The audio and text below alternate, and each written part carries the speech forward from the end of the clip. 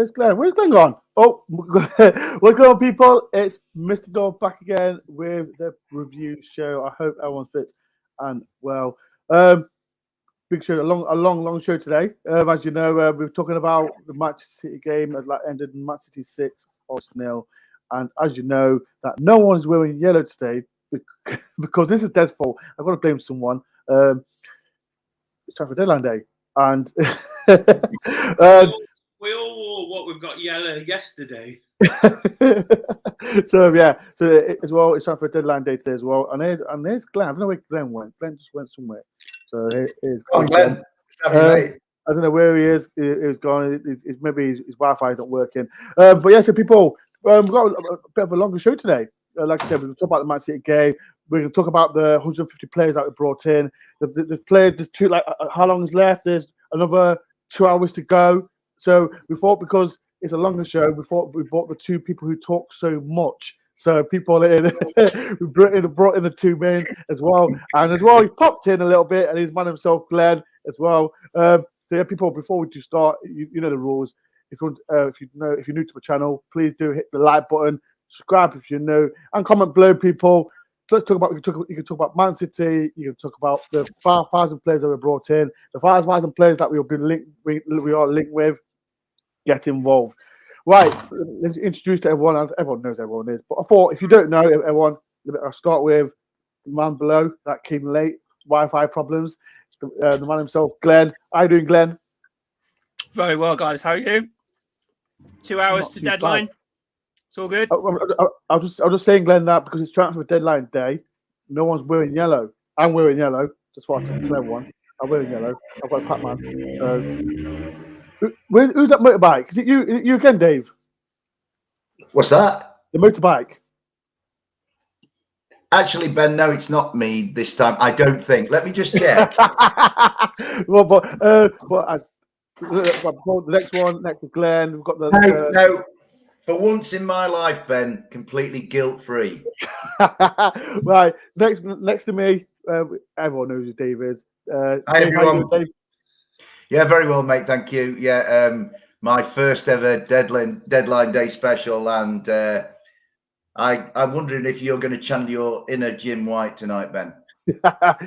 Just man, no one can beat Jim White. I know he's a bellend sometimes, but he's a top guy. Last but not least, people, do not give Des any sympathy at all. If he doesn't talk as much, he's been moaning all day about his tooth. So people, if Des doesn't talk much, he's got toothache. But in the comments, people, do not give Des any sympathy because he talks too much, and it would be good for a change for him for being quiet. In it, Des. That's it. That's it. That's the best we need. Him being quiet. That's all we need. He's got some talking to do Saturday. No, I have got. It's not as bad as it was, so I'm sure I can squeeze a few words in edgeways between these two talkers amongst me. You ran it for a long one with this three. Oh, days. So, yeah, people, like I said, everyone, if you don't know, like as well, Des has got a YouTube channel as well called Do Daily. Go and subscribe to him. Des, what you on, Des? On Des, what you on, Des? 706, I think. People as well, do me a massive favor if you can. Go and subscribe to Mr. Do Daily. His next target is 800. So if you can, please do. He helps me a lot on my channel. So all you can do for me is help Des out and get him to 800 subscribers, please. Right. Let's start. Don't forget about dialing with Des on Monday.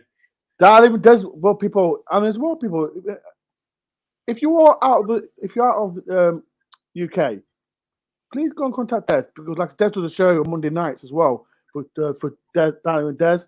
Are you doing all this week, Des? Because as everyone knows, I'm not going to the Bournemouth game because Des thought he'll be funny enough to get married on the match day. So Des, are you doing one on Monday, Des? Of course I am. I make a commitment. I stick to my words. I think I'll be back on it for Monday. We'll have a good weekend, and then we're back on it. I'll be looking for some opinion on the game. People can tell me for a change what they think. People, if you do, like I said, if you want to take part on a Monday, dial in with Des, message me, message Des. It's all fun. Talk about Forest, and it is what it is. Right. Before I said people, there's 52 people in. We're going to be here for a couple hours because, as you know, we're going to talk about Man City game. We're going to talk about transfers as well. Talking about everything. So, people, if there's any transfer gossip, we've got Dave, we've got Glenn, and we've got Mr. Daly on the eyes on who Forest is signing. So, people in the comments, if there's anyone that would be linked with, put in the comments. Right. First of all, let's get out of the way. Let's talk about the Man City game. Oh God. Let's start with you, Dave. Because as well, me, Dave, and Des went to the game. Glenn watched it for the TV. But Dave, where should we start? Where should we start, Dave? I think what we do, Ben, we start with our pain as Forest supporters last night. It was a very long and tough evening, and we start with that. But I think then, as football fans, I think we have to kind of come to the conclusion, and Des is nodding his head, and I'm sure Glenn will, and I think the vast majority of our mighty fan base have come to the pragmatic and realistic conclusion that what we saw last night was, as a football fan, was just truly wonderful. Manchester City play football like certainly our lads, I don't think I've ever faced before. I mean, I'm into my late 50s and I've seen quite a lot of great football teams, but in the flesh, I've not seen anything like City last night. They were, take away our love of our club, which comes first. And to me, I was like watching the greatest club on earth, Nottingham Forest, get beaten by, at the moment, the best team on earth. I thought City were just sublime. There wasn't a yellow card. There wasn't, they just played the game. They played almost perfect football. And it just so happened that it was our lovely lads who were on the receiving end of it. So we saw a world-class team, in my view, and people might argue with me, and they're perfectly entitled to, in my view, the best football team on the planet. So I saw a world-class unit on the field. I also saw a world-class unit off the field, because I thought our supporters in those three tiers of that away section were truly phenomenal. I mean, I don't think any left, a few left maybe, but the vast majority stayed. And almost with every goal, it was like a trigger, a catalyst for more noise and for more love towards Steve and the lads on the field who were trying their damnedest, often in vain, to make an impact on this brilliant football team that they were playing. So I thought it was, it'll stay with me, both from a Forest point of view and from a footballing point of view. It will stay with me for the rest of my life, Ben. It was painful, but it was special at the same time, mate, and memorable. 100%. Des, can you talk, Des? Can you talk, Des? Well, Des, I was next to you, Des, and like I said, it's just like echo what Dave said. Me as a Forest fan, it's just unbelievable to watch, wasn't it, Des? It was, and me, I was going to echo much of what Dave said. We spoke about it at the game last night. As somebody who considers himself a bit of a football purist and somebody who likes to look a little bit deeper into the game, I've said on here many times when we're talking about transfers, let me talk about football. In the off season, I wanted to get back to the chat about the games and what we were doing. Watching that team was incredible. Watching the way they set up, the way they knocked the ball around and just played football was out of this world. And there was a point obviously you go into a game like that and you think we can do something here.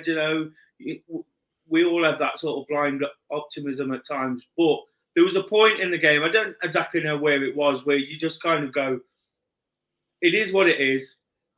We're going to almost switch off to the fact that we can get something out of this game and just enjoy be inspired by what you're watching. We speak about Do Daily there. I'm always talking about being motivated and inspired. It was all inspiring to watch. It was incredible. And I just think Man City have got even better. I've not seen them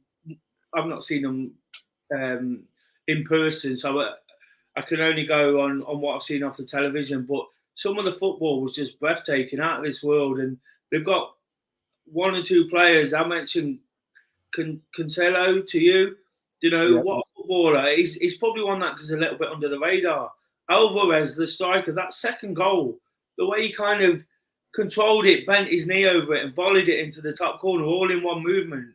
And it just shows that we have it. What it highlighted to me was we have come such a long way, and we perhaps have been a little bit carried away with it, even though there's a lot of pragmatism on this particular panel.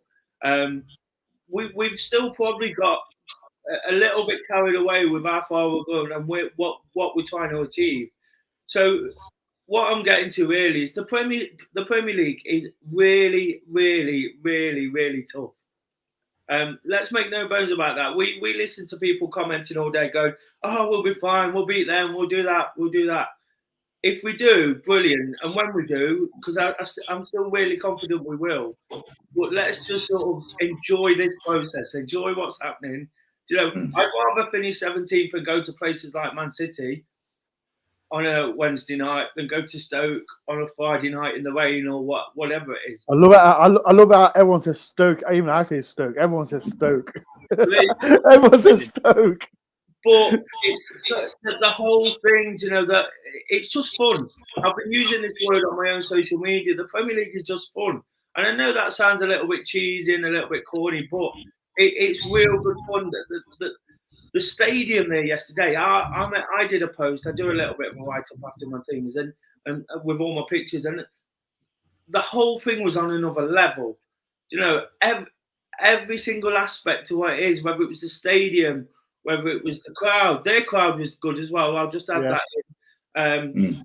The crowd, the way you get into the ground, the statues, the team, the respect. It was just absolutely phenomenal. And I'm really sort of enjoying that about the Premier League and going to these places again. I was lucky enough to go to them a good while ago, but it just shows how far it's gone on. And I think what we have to do is enjoy some of the bad times, like Steve Cooper said. And I'm so pleased he summed it up saying we're going to have to take one or two of these to appreciate the good times. Words to that effect. And again, not sort of plugging Do Daily too much, but that's my kind of way is let's enjoy it. That's to Do Daily. And last night, just to sort of finish off, was just one of those, wasn't it, where you just go, wow, this is where we are. We're not at this level yet. We might not ever be at that level, but we're in there mixing it with them and getting to see some absolutely brilliant football at the same time. Glenn, so you watched on TV yet, Glenn? Yeah. And I'll come from a slightly different angle. I think it was really interesting how certainly after each of their goals, you just get this kind of, wow, that was another amazing goal. That was just another It was. Absolutely. And as much as you're kind of thinking, easy, mate, your old man used to play for us, go easy, you just go in like, that was, Worrell was just being ragdolled around him. Bless him. He just couldn't manage. Just the movement was just incredible. Obviously, we get the benefit of the replays and just the way that the build up to the goals. It was just a phenomenal game of football to watch as someone who's obviously very partisan Forest for me, but as someone who's not at all bothered. And I went back to work today and I worked with Tottenham's fans and Arsenal fans, and they were just saying last night, what a game. It was just absolutely incredible. On that point about the crowd, I thought from what we saw, obviously, as soon as the goal scored, you go to the goal scorer and then you get a shot of the crowd and there's lots of polite clapping. And then you just hear Dave's point, this huge roar that carries on beyond the kickoff of Forest fans just getting louder and louder and louder. And you could hear it through the TV. It was, those are the three of you and the several thousand factor time, of the fans that were there last night. Well done, because it was obvious that you didn't give up as much as the players didn't give up either. And even though you saw that kind of wicket score appearing and everyone wanted to try and avoid the 6 goals in the second half, and it was it was really obvious that the fans were keeping the players honest, and the players were making sure that the fans went home not too disappointed. And just in the end, that last 20 minutes, we seem to be getting back into it a little bit. And then they bring De Bruyne on, and it's just like, right, fair enough. Okay. Glenn, there was a lot of throwing up of hands when that happened. Yeah. And, you know, we've seen off this guy who, actually, what I think about him is that he's one of that rare occasions in life where actually the reality close up is more mind blowing than the hype. He went off, and you kind of think we all mopped our brows, and then Pep put sweat back on our brows by saying, "Oh well, here's Kevin De Bruyne." Yeah. So yeah, if it came through on the TV, it was certainly happening in the stadium, mate. Yeah. Great to watch. Actually, Dave, like I said, we mentioned Haaland, and like poor Joe, and the first. Yeah. It was funny, right? I don't know if it was Malcolm or Gary, or I don't know if it was Des. I said it was the first 9 minutes, and I said to Malcolm, "It's 9 minutes gone. Nothing's happened yet." And then after 30 seconds, Haaland scores the first goal. I was like, "Oh fuck's sake!" And I'm like, "This is going downhill now." But that mistake, I think it was Ryan Yates, before Henderson was getting the ball. But Yeah. in the Premier League. Yeah, you can't do that. In the Championship, we get away with it, but second, we can't do it, can we, Dave? Ben, a split second in the Premier League to certain people is a lifetime, and I think that City almost bent time out of shape. They almost kind of defied the laws of time, because it seemed to me that.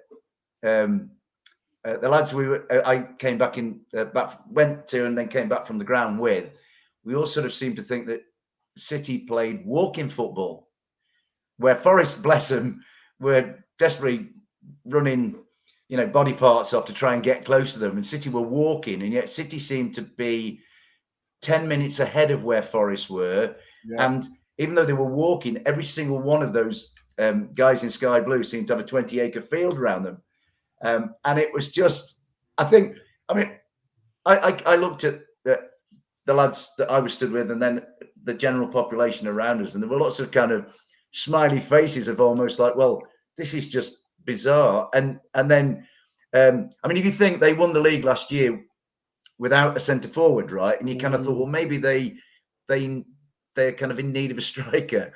And oh boy, have they found one, because like Glenn rightly says, Joe, for that first goal, Joe's a big lad. Joe's a big lad who gives his all every time. But Joe was made to look quite small. And similarly, when the second goal, they were a little bit unlucky for us, because Nico tackled Phil Foden, who was about to shoot. It ran straight across, and Erling knocked it in the back of the net. And then the third goal, it was like head ping pong before Erling used all 25 feet of his body to nod it in.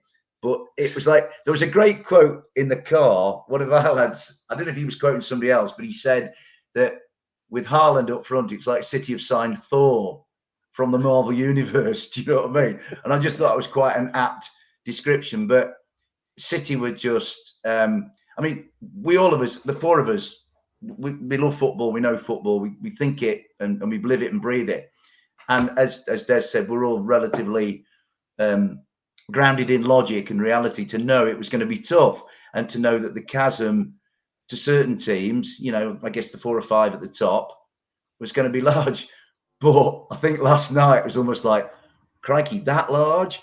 I mean, it was kind of freakish, but I tell you what, it was just, I tell you what, you could have put all 3,000 Forest fans on the field, and City's lads would still have found space. It was just weird, wasn't it? Every single time, right? And I'm going to mention this to Des as well. Especially in the midfield, they had Foden, Rodri, world class. Yeah. Who else in that midfield? Bernardo Silva, Foden. Who else in that midfield? Well, Cancelo, and you know, he was like amazing, I thought. Like every single time, there's putting Cancelo and Walker into that midfield role as well. I'm like this. I can't. They can't get the ball off him. They cannot. And Casillo, right? I've said this to my brother earlier on. He's a right-footed playing left back. He's one of the best players I've ever seen play against. Everyone knows I love Fabregas, but Foden for me, I've seen this to Des, Gary, Malcolm, and before the show. Phil Foden is one of the best players I've seen live. People in the comments, what if you went to the game or watched the game?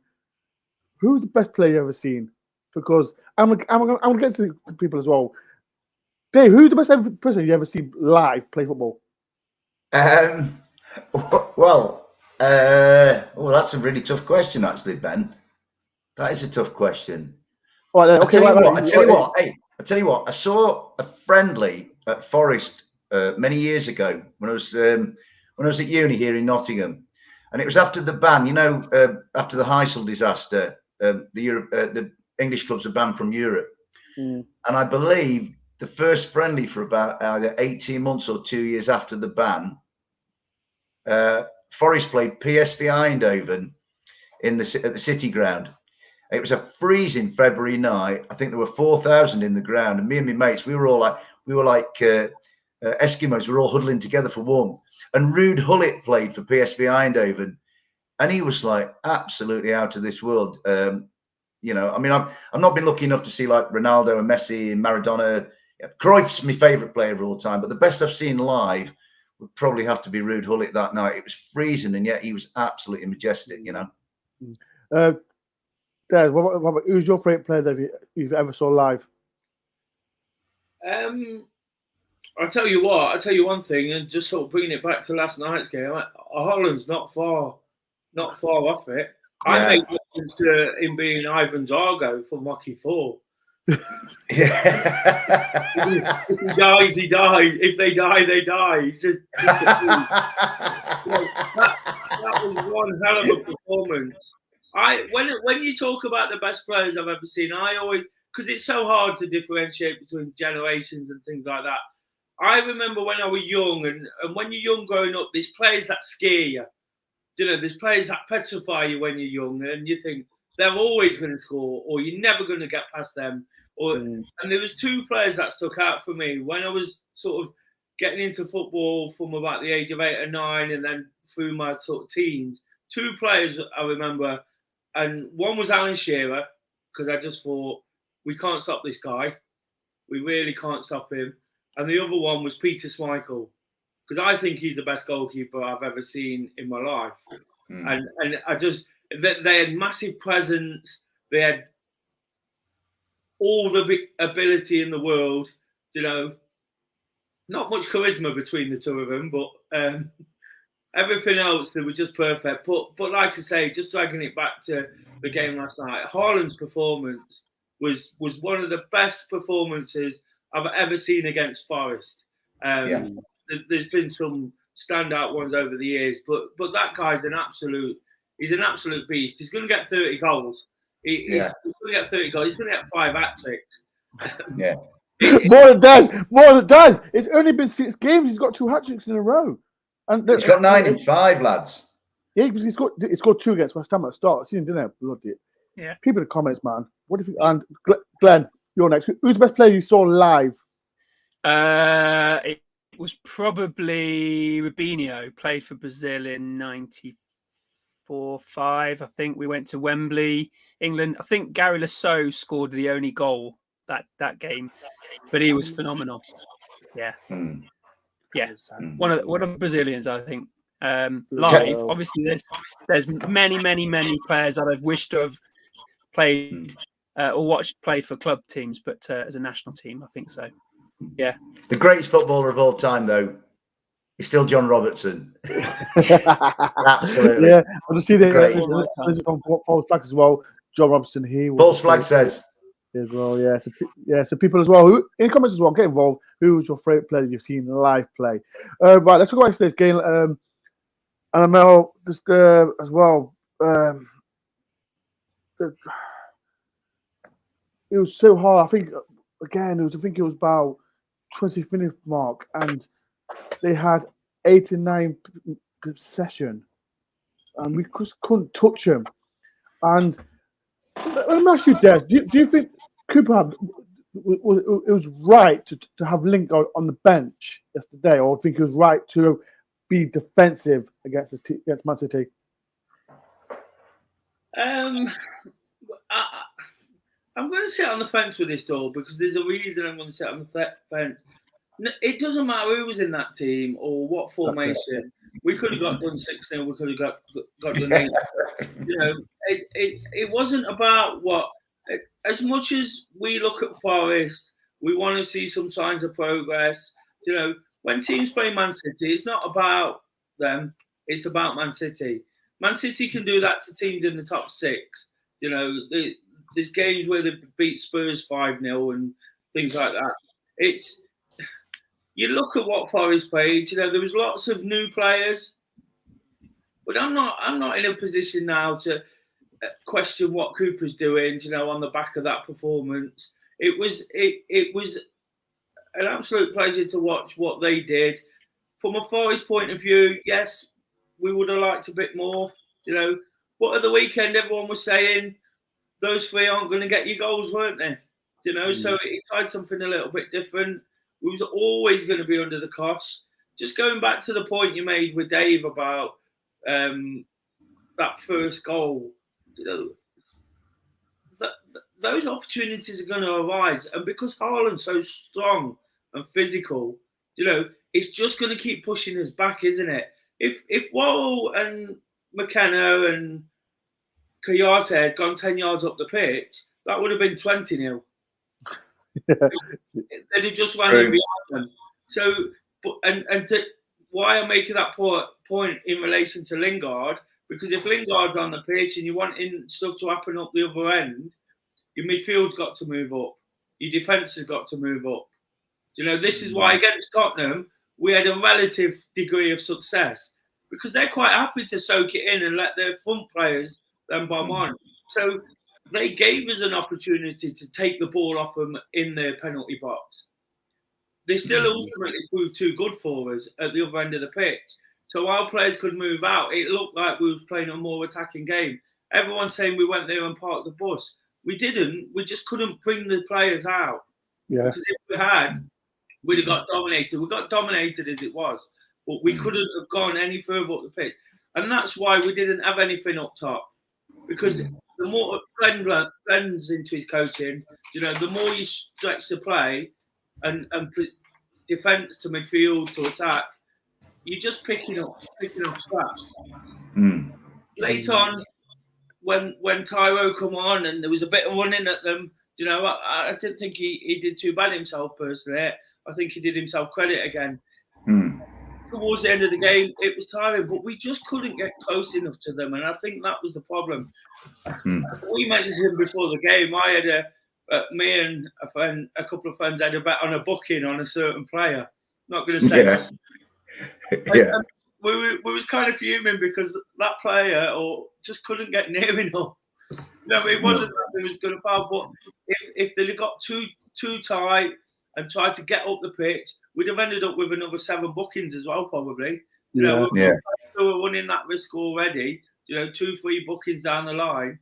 It wouldn't have boded well for the rest of the season, would it? And there was that point, like Dave said, I think he was alluding to what Bournemouth did at Liverpool. We didn't want to get done 9. There was a point at 3-0 where I turned to all you guys and went, "Would you take 6?" That's a negative, but I thought that shows we're probably a bit better than Bournemouth. Again, it was just about finding the positive rather than any negative. Lingard not playing, players playing too deep, Yates letting the ball go. Let's try and find the positives in this one. It's hard because it's a stuffing at the end of the day. Nobody likes seeing Forest get beat 6-0. But you've got that freak up front. I watched the goal Haaland scored against Palace at the weekend on the big screen outside their ground. As you know, I've been busy this week, so I've not really caught up. But there's a goal where he's got this Crystal Palace defender on his arm, and he tries to tackle him 3 times, and he's just He's not fouling him. He's just got his arm there, and the Crystal Palace. It's like a little kid hanging off you. He's just trying to do it. So I think it was important to realise that whoever played, whatever formation, the result was inevitable. Let's not get too carried away and too negative going into teams that are on a level playing field, because I just think that it was probably a good experience. Again, like Cooper said, I've made reference to it earlier. Cooper said that we have to take these tough ones. He actually threw a couple of lads in there, didn't he? Ian Kearney, Loggy, however you say it. Loddy. He did all right. Loddy did okay, I thought. And for those guys, it can only get better, can't it? Exactly. Yeah. The 7 people in. If you can, hit the subscribe button if you can, and subscribe if you're new. Glenn, I said I've seen people again criticising Brennan, and again not doing great, but that how can you criticise him? Because like I said, me personally, like I said, what Tez mentioned, whatever team that we played yesterday, we would have got hammered anyway. Glenn, did you feel sorry for Brennan and Morgan Gibbs-White yesterday? Did you feel sorry for him? I did, because any time that they had against West Ham, they had none last night. Any time that Tottenham gave them on the ball, they had none last night. They had so little opportunity to make any decisions, and as soon as you pivot on anything, you can't see yellow or blue. You just get sky blue. Brennan, you could almost see just before he went off, where you were in that corner, he was coming down the left-hand side and was looking in midfield, looking forward and in the end just tamely crossed across the front of goal, didn't he? And he looked back like an 8-year-old whose dad was telling him off on the sideline. Bless him. He just looked like, what can I do? What can I do? And arguably, Blackpool last year, similar position, he'd have gone on and at least, made a shot on target or shot to at least challenge the keeper. They just had so little time. That was the beauty of the way Man City played last night. It looked like they were playing, you often hear the, man against boys, which I saw flying around, and you often hear it looks like City are playing with an extra player. It looked like they were playing 11 aside against our 5-a-side team. It just looked like they had 2 more players on the field. And like Dave said, just in terms of the space, they had acres and acres, and we were playing on a little court in a South London terraced estate. We just had so little time on the ball, and so it was just made it really, really difficult. The midfield, I thought, played quite well when we were going forward, and there was some really bright bits.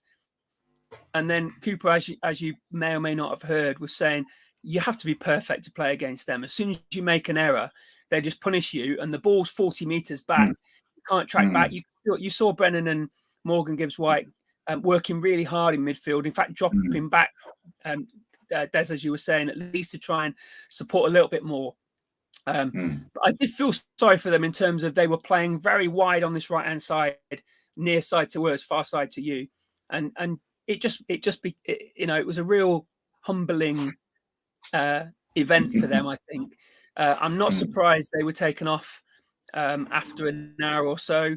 I think their game is Saturday, and I think if anything, resting them and giving another opportunity for Taiwo and a few others to have a run out towards the end was obviously beneficial.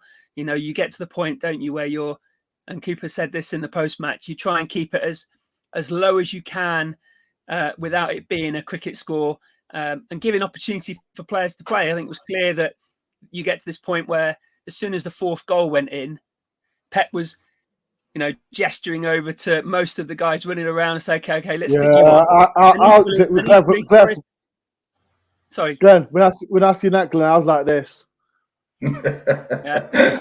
I was like, I saw Foden come off, and I saw Morris come on, and then to put Cole Palmer on, and then when he came up, Holland come on, then De Bruyne come on. I was like, oh, for freak's sake. Yeah. Well then, Even Alvarez, the one who scored the best goal of the game. Oh, I was like, he's going to be a talent as well. I was like, I've had enough. And I said this on my vlog, and this voice fans, I saw on social media. I know some people do like tongue-in-cheek comments and that, but people need to remember 12 months ago, we were bottom of the league. Bottom of the league, and now we're here talking about watching the best players in the world. Ben, context is all. Now, some people might not understand that phrase. Des understands it, Glenn understands it, and you understand it. And context for me at the moment with Nottingham Forest is everything. I said, we were talking in the car last night, Nottingham Forest as a football club, and I'm, again, people, might disagree with me, and please do, but my view about Nottingham Forest is that no football club in maybe in world football has come as far in such a little space of time as we have. From the bottom of the championship, exactly a year ago last night, we were bottom with 1 point and we were in the slough of despond. Last night, we were playing what I guess most people would consider, right this minute, I know Real Madrid are European champions and what have you, but right this minute, probably the best team on earth. So for us to even be in that arena from where we came from, I mean, last year, we were going to, like, no disrespect to lovely clubs like Luton and Rotherham, Barnsley, and Coventry and all these, who are great clubs in their own right. But now last night we were up against something from almost like from another galaxy. My consolation when I walked out is that I thought to myself, well, we've got it out of the way. And 17 others, and Bournemouth have been there, we've been there. So, Bournemouth will be thinking, got that done. We've done the same. But 17 others are now thinking, well, they got done 4, they got done 6, and they've got to go there. So there'll be a lot of sweating. There'll be some weight lost. There might be a few jogs to the toilet with nerves. We've got it out of the way. We can move on. I love what Des said. I was listening to Des then, and he was absolutely spot on about none of our lads kind of getting near to these guys in sky blue. So my thought as Des was saying it, and he took so much sense as always. And I was just thinking, like, no, Dave, he doesn't talk sense. Stop lying. He's doing people who's lying. Kind of an achievement of sorts for Emmanuel Dennis to get the only yellow card of the game because he got close enough to make a tackle. So these little consolations, but from a Forest point of view, I always felt, and I you three lads might agree with me, but I always felt that into this week of the 3 games, Tottenham, City, and Bournemouth, this one that's coming up on Saturday was bigger than the other 2. And again, that's my context. And I like to think that the vast majority of the Forest family think the same and have had the same kind of response and reaction. Certainly to the City game, I personally haven't seen anybody cutting individuals to ribbons or giving the team pelters or whatever. It generally seems that maybe 95% of the fan base are thinking like, well, it's Manchester City, So I think, it was just, like I say, it'll stay with me for the rest of my life. To go to that stadium to see that team, see my own team, who I love beyond measure, and to be amongst that fan base, and then to know that there's thousands of trickies watching in. It was kind of, it was hurtful, but it was special at the same time. 100%. There's 40 minutes gone. People, I said, this is a long show we're having. We're talking about the Man City game. And we're nearly there. But then afterwards, we're going to talk about, because as everyone knows, if people know, I keep looking through my Twitter account because I've got Sky Sports, got Twitter. Glenn, are you watching Sky Sports, Glenn? I was, and that's probably the reason why I wasn't there at the start. I'm about 20 meters from a back door out here, so it's all a little bit jeopardy. As soon as I swipe down on Twitter, if I don't get if I don't miss, then that's okay. I'm okay here. So I'm looking at Twitter at the moment, and there's a few things coming through, but no doubt we'll finish talking about Man City. Des, what are you watching, Des? Are you watching Sky Sports, Twitter? Come on, talk to me. So Des is on. A little bit of medicine for my tooth. And David's watching Sky Sports as well. Clinton Morrison, look, bless him. Oh, bloody hell. So everyone's as well. I'm on the Twitter account because I keep flicking, and I'm hearing that the floodlights on the ground is on. That's what I'm hearing. That it's on.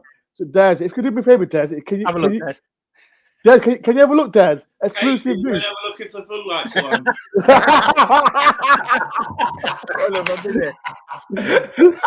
so right now, Kay is going to confirm with us if the lights are on. But we know what Twitter's like. Some people like to have fun, but just want to confirm on DoreOnTour if the City Ground lights are on. Kay, can you confirm the City Ground lights are on? Can you confirm, Des? Kay. She's not gone yet. Kay, you're disgraceful. You get married to Des. You need to roving reporter. What? I'll get your Trent Bridge roving reporter on for you. So in a minute, Kay is going to confirm that the Sky Sports City Ground lights are on. Right. Before we get Kay confirmation, what? I know it's hard to say who was the best player, but let's talk about Des about the left back really. And I thought he played all right yesterday as a left back, better than Toffolo. But what was your opinion on his debut, Des? Yeah, he did all right. One of the first things that I can remember from the game was he got absolutely tore to pieces by Bernardo Silva, which I don't think there's much shame in that. And as the game sort of went on, but it made me think, wow, this is potentially a £35 million player being stripped by Bernardo Silva. Yeah. But I've got kind of issues on how attacking players in the Premier League are so much better than defences anyway. That could be a whole new show. But in terms of his performance, yeah, we did well. And when I spoke to a guy on, hang on a minute, she's here. Wait, confirmation. Yeah. Is it confirmation? Yes or no? Here she is. Kay, can you confirm the City Ground lights are on? What lights are on? Oh, hang on.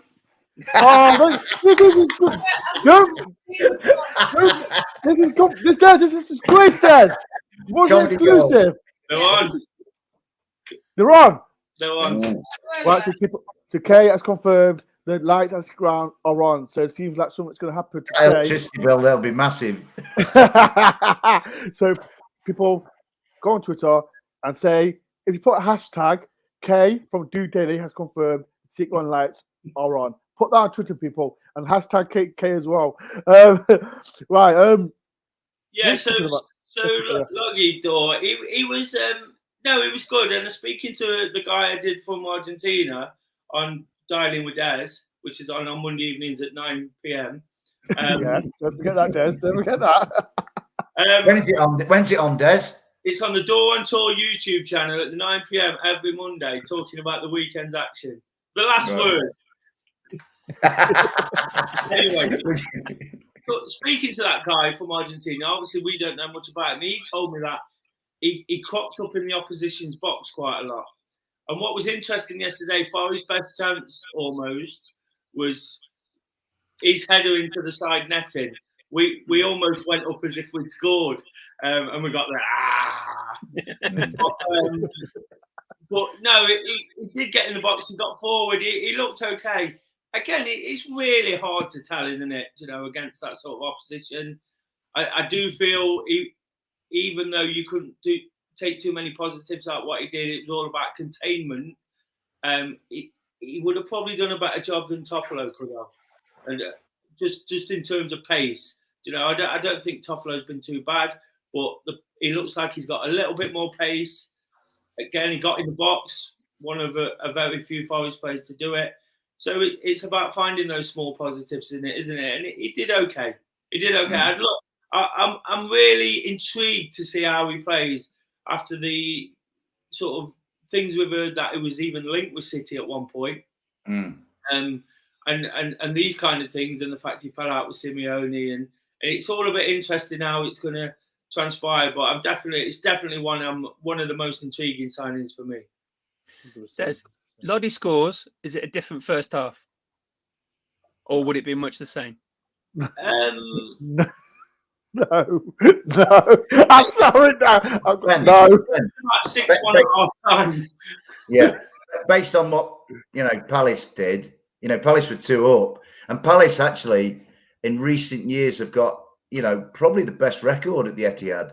Strangely, Palace. You would imagine it'd be somebody else, and maybe Liverpool. I think have got a grip, but actually, the sense pervaded around the stadium that had Forest scored, say Renan had stuck that ball in at the far post, like Des said, and we did all go up, like people tend to do at certain angles when it hits the side netting.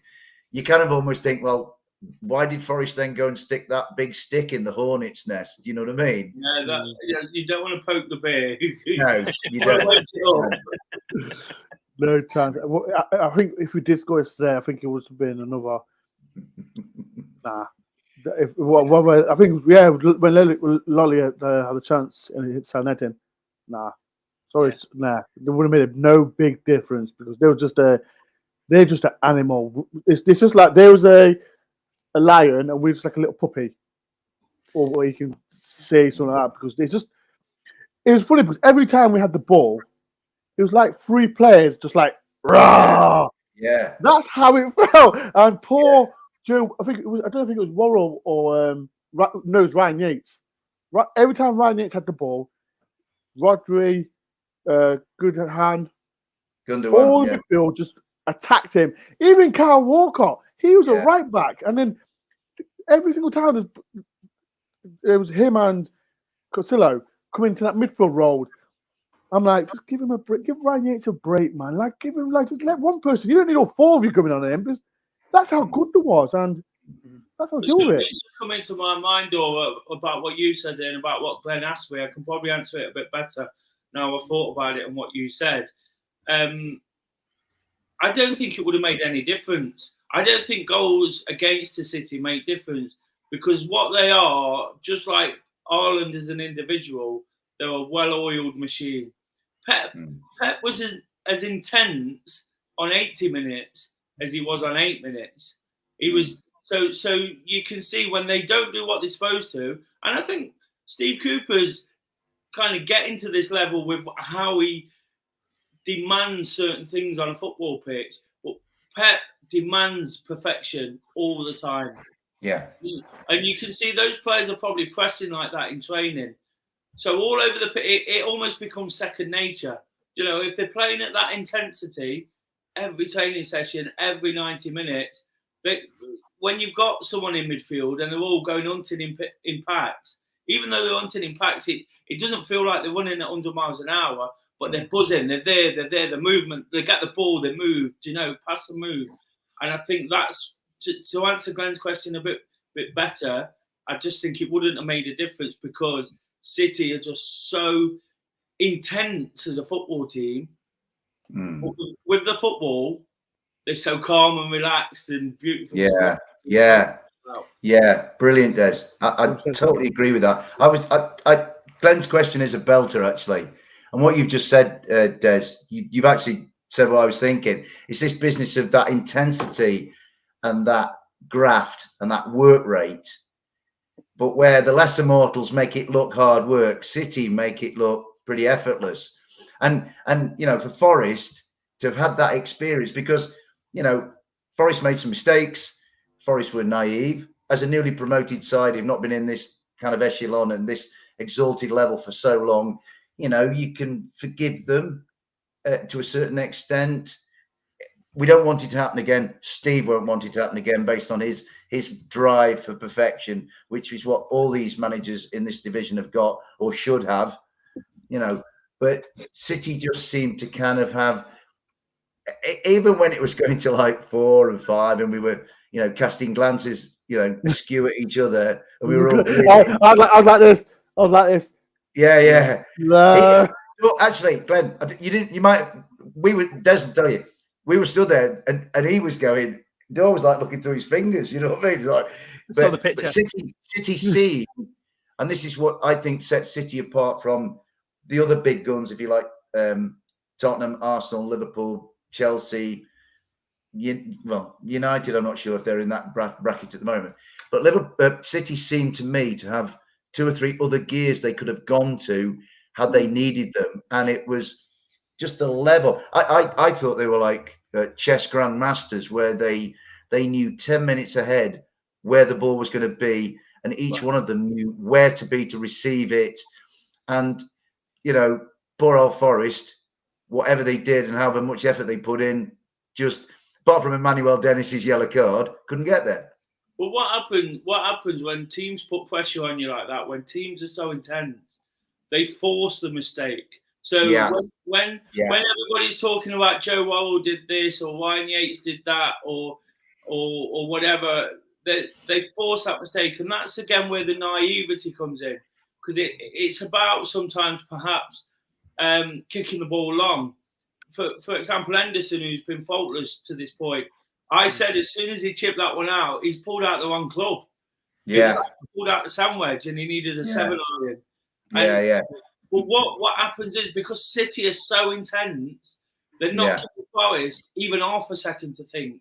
Other teams, Forest might be getting there with West Ham's and Tottenham's and everything, but City are another level, so you're not even getting that. So what they're doing is, when Henderson's got that ball, he knows he's got to get rid of it quick and make that decision even quicker. And that's what creates a mistake. It's not necessarily going and stealing it off his toe. It's a mistake, and it could be 18 passes before the goal. But in the Premier League, once you give them the ball back, you ain't getting it back. And I think City's intensity and how they drive the game forward. I've seen today people say Haaland's goals were tap-ins, and they were, but because he put us under so much pressure all the time, he's got Ryan Yates making a bad decision to let that ball go. I'm not having a go at Yatesy. He's got Joe Worrell sort of in limbo, whether to foul him or whether, see what I mean, or whether to try and block him, and then all of a sudden he's kind of in between.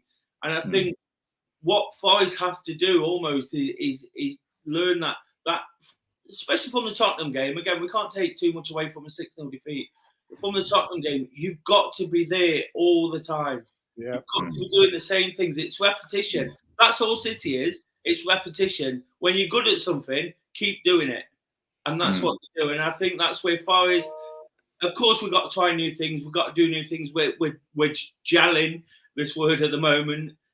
When it comes, we've seen it in flashes against Everton and Tottenham with Lingard, Gibbs-White, Johnson.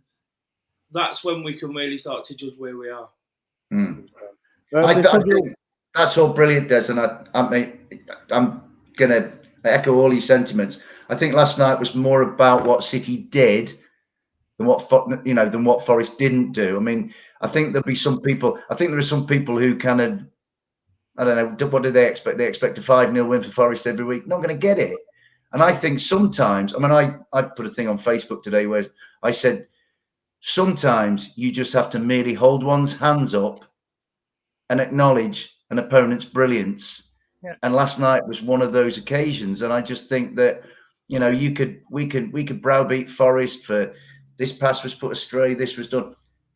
Nottingham Forest as a club and as a team and as an individuals making up that team will never have played at such an intensity and with so little time to do what they love doing. And so decisions, what Forest are having to learn, because they're the new kids in the big school, is how to go about making time to make better decisions. So I think, experience is the name that we give to all of our mistakes and our setbacks and our pratfalls.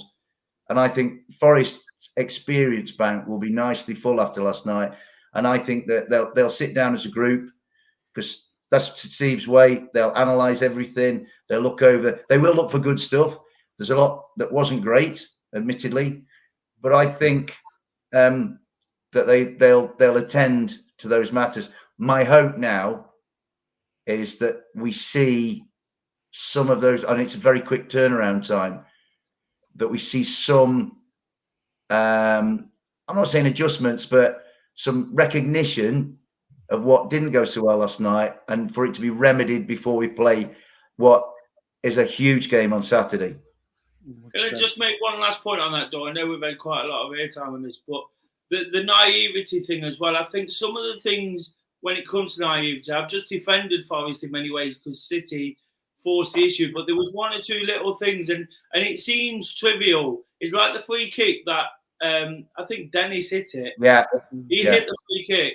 And what I've learned by watching the Premier League is Mo Salah is at his most dangerous when Liverpool have got a corner against them. So the naivety probably came in not beating that first man, not beating the wall. If you're going to miss, make sure you miss over the bar. Yeah.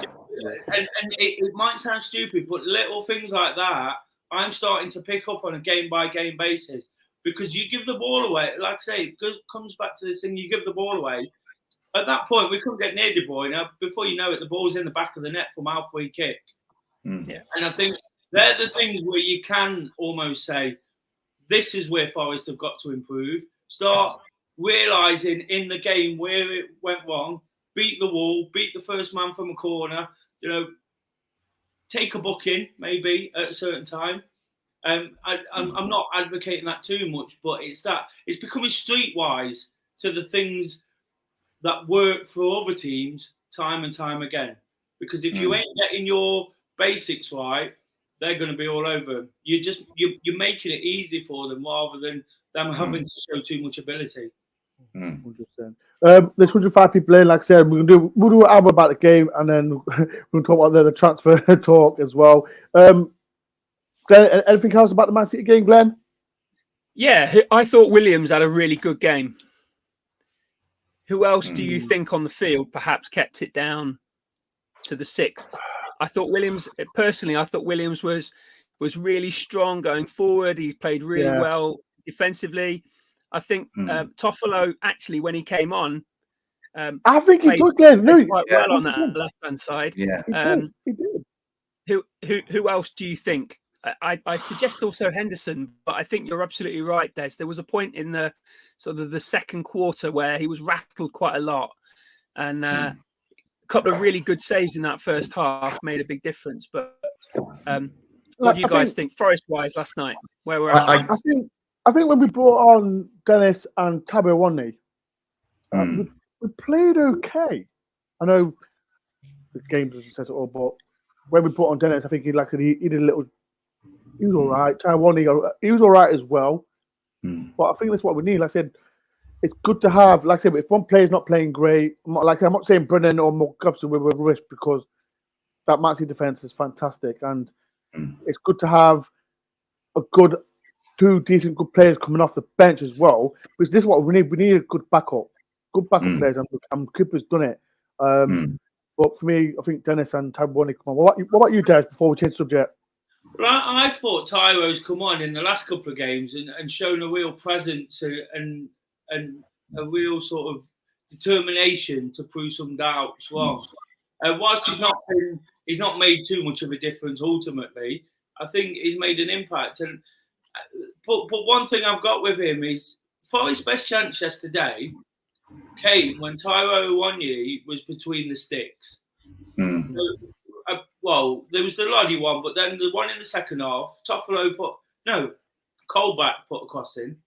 And he had an almost free header in the centre of goal. And that's where he's got to put himself if it's going to be a success. Because I think the one thing I was talking about all the way home about Ireland, I was talking to my friend who gave me a lift, is he just plays between the sticks. Yes, he will, but he doesn't go and run down channels or run down blind alleys. He plays between the sticks. And we've all heard, and it looks like when we get onto transfers, we're kind of filling this void. But for me, getting one year between the sticks and get balls into him. And when Colback did that, he had a header that flashed across the front of goal. But for me, yesterday, I thought, even though he was drifting off into channels, and this is why we need a number 9, because him and Dennis, who we thought was number 9s, both tend to drift. If he gets himself in the box, even goals like the West Ham game, he will score. He will get more opportunities and score more goals, especially if we're on the high press. But on the game, I totally agree with Glenn. I think Williams did okay. I think Henderson at times kept it down, but at other times didn't do quite so well. And amongst it all, and again, he's always called the unsung hero. I thought McKenna did okay. First law of McKenna. You often don't need to talk about McKenna, but and Scotty. You know, we've looked at Scotty certainly the last 18 months up to promotion, where we've never had a doubt. But now I think most of us would have had Scott down as our most Prem ready player for most of last season. I that was my view. And now the big man is getting tested. So, you know, it's just the nature of the step up.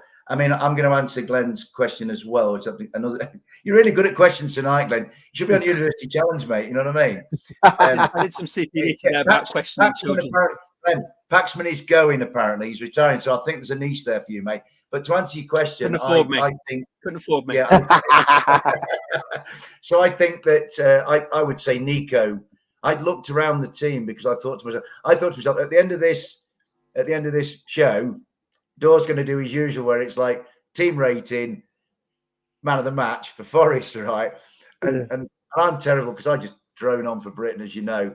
And no, we never knew, Dave. We never knew that. Never knew that, mate. I'm going to have to pick a player out of this. Dave, do it now, Dave. Do it now. Who's your man of the match? Nico.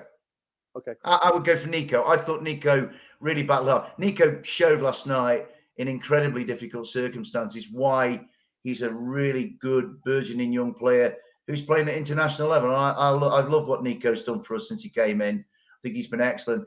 Of the others, I kind of thought that, you know, McKenna was in the trenches doing what McKenna did, but, you know, he was kind of... I thought Taiwo was noticeable, because for a lot of the game, a lot of Forest lads weren't noticeable. They were conspicuous by their lack of conspicuousness, if you like. So I think Taiwo, when he came on, he did offer something. I think he's still got some rough edges that need to be taken off him. And Renan Lodi, I thought he looked good. When he settles, you know, he's got Champions League experience. I thought he looks really promising in patches. He was the one who got on the end to probably have our best chance. So that's, you know, props to him. And then I thought, actually, you know, he's been a little bit derided, but he's on probably as big a learning curve as anybody in the club. Harry Toffolo did okay when he came on. He got forward. Obviously it was like dying embers. But, but it was very difficult, really, to pick anybody that stood out, because they weren't allowed to stand out by this truly sublime team that we were privileged to see last night. 100%. On a similar note, Dave, I would equally say there weren't many that were below par that would have normally played much better than they did. It was just like we've said all evening, the strength of the opposition, right? Yeah, I tell you what, Glenn. Actually, if you want a true man of the match last night, how about the 12th man in the stands? They were amazing. And something I've been thinking while we've all been talking, and Mr. Dore will know this because he was very noticing of it last night. It was incredible just how many Manchester City supporters watched the Nottingham Forest away section rather than their own brilliant team. They actually, in some respects, why aren't they watching Haaland? They were looking at Mr. Dore and us lot. So I watching me. All you Man City fans, if you just want to take a picture of me, just come up to me and shout. That's what I'm asking for. You want to take a picture? That's what honestly, you know, when it was bizarre. There were all these lads, and like this great striker, this brilliant. I think there was a guy who looked like Chesney from Coronation Street. He looked like Chesney from Coronation Street. All the second half, he just kept looking at Forest fans, I just shouted, "Stop!" People, like, no disrespect to ginger people, but I was not getting mugged off by a ginger guy. There's not a chance in hell. Have you noticed? Can I just say, have you noticed whenever anybody utters the sentence "no disrespect," there's usually a disrespectful statement that follows it. But I wasn't getting mugged up by a ginger guy. I do. If there's any ginger people that do follow my channel, I do apologize. There'll be great people next. I was not getting mugged off by a ginger guy. There's not a chance. Des, what are you laughing at, Jez? Because there's no chance. You digging holes. Right. Before we do this, like I said, people in the comments, who's your man of the match? Before we do talk about the Forest after signing someone, and there is some gossip that we're going to talk about as well. People in the comments, who's man of the match? I'll make a quick tweet. Dave, yours was Nicky Williams, yeah? Nico, yeah. Yeah. Glenn? Nico, Des? McKenna. McKenna. And I'll say Nico Williams for me. What's mine? Right, so people, that's Man City talk. We're done with that because now we're moving forward, and now it's time to talk about transfers because how many players we brought in? 20. I don't know. It's 20 something players we brought in, and we're going to talk about this player we've signed today as well. If I can get it up. There it is. Welcome to Nottingham Forest, Willy Boly from Wolves, experienced player from I think he's been here for 4 years. Good player as well. I'm gonna get people's opinion in the comments. What is your opinion about him? I think he's a great signing. I'm gonna go through. Let me talk through to Glenn. And people in the comments as well. Who's your favourite player that we've brought in so far? I know we've brought in so many as well. Well, Glenn, Willy Boly, what do you think of him? Yeah, I think he's going to be another next man up. He's going to give us a lot more strength. Centre half, right? Yeah. He's going to give us a lot more strength back there. I'm not sure whether he will kind of feature perhaps as much as he did at Watford, because I know that had he played this weekend, because he was selected, wasn't he? It was all that controversy about him being selected, but then didn't turn up for the bus or whatever, or for the game. Which I think I'll wait to the end of what I got to say about that. I'm not quite sure whether I agree with that or not, whether that's the right thing or not. But certainly he will be an athletic, tall, Premier League experience. Should fit into that centre back three that we've got now, sort of 7 or 8, haven't we? So certainly with Biancon and a few others that would perhaps be a little more versatile and perhaps play back there would certainly give us a little bit more. I've seen him play a couple of times at Watford and was impressed by him. He certainly is one of the better players in terms of the starting sort of perhaps starting 13 or so at Watford. So we've certainly got a player that's got the caliber and the sorts of skill set that we're looking for of a centre half. I'm all about character, and I know that's what Cooper has based the vast majority of his signings, or the team have based on his signings. I'm not overly sure whether I'm comfortable with a player coming in that did to Watford that, by all intents and purposes, on a couple of year contract, could well do to Forest as well, if that's the way he manages a difficult situation where he doesn't want to play in a game. I think character is really important, and I would certainly say to lots of my girls and boys who play football, making sure that they know how they play as people as well as just ability. And you know, we've spoke at length about former students of ours who have gone on to be professional players and the character set that they've got. Have you seen a picture of Watford, Glenn? I will beg your pardon. Not Watford. Shocking behaviour. He is shocking people. Leave him alone. It's all right. Go on, Glenn. Me? Beg your pardon. Wolves, sorry, not Watford. So he's certainly got everything. I'm not sure how I feel about a player coming in that's had that recently, and that he's chosen not to play and doesn't go around it about the right professional way. Perhaps I don't know what other people might think about that, but that's like I'm not sure. But no, certainly as a player coming in, I saw a photograph earlier on. I should have referred to this about him and Morgan standing side by side in a training session. Right. So obviously he's got some link with that. Hopefully that link continues, and we'll be able to benefit from that. But yeah, certainly a player that we would make best use of, and based on his age, certainly will be able to shape and form with some of the more experienced players in those positions, and certainly make a big difference to him and his future, I hope. So yeah, positive move. Before I get there, that fly is back. I don't know if people know there's a fly going around. And Mark just thought, I bet that fly is Ginger. Mark, and I do apologize. I know you're Ginger as well, Mark. I do apologize. So yeah, that is. I didn't offend you. I'm just saying. I wasn't getting mugged off by a Ginger guy.